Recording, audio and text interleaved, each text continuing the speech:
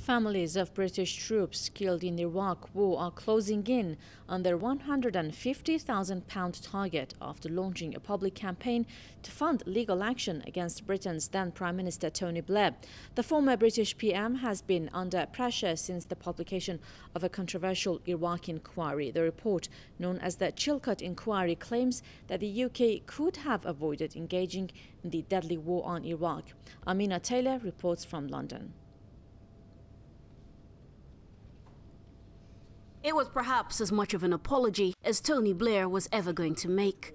In the wake of the fallout from the Chilcot report, Blair sought to directly address his critics. I feel deeply and sincerely, in a way that no words can properly convey, the grief and suffering of those who lost ones they loved in Iraq, whether members of our armed forces, the armed forces of other nations, or Iraqis.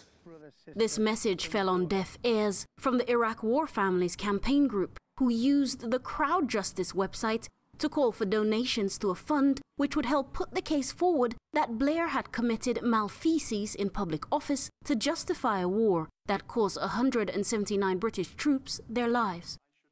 The International Criminal Court, the ICC, had earlier ruled Blair had no case to answer. There's a sense of simmering anger from campaigning families who are aware that even if they continue to raise enough money to keep Tony Blair's name associated with complicity in taking the country to war, because of cabinet rules as a former prime minister, Tony Blair has indemnity for all decisions taken whilst in office.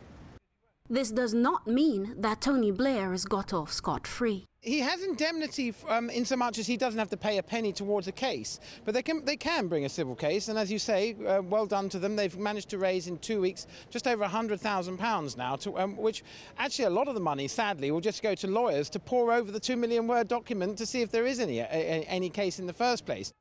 Families of the war dead may have their case strengthened when the House of Commons debates a motion to find Tony Blair in contempt of Parliament later this year, arguing that the former Prime Minister misled the House when he presented the case for war.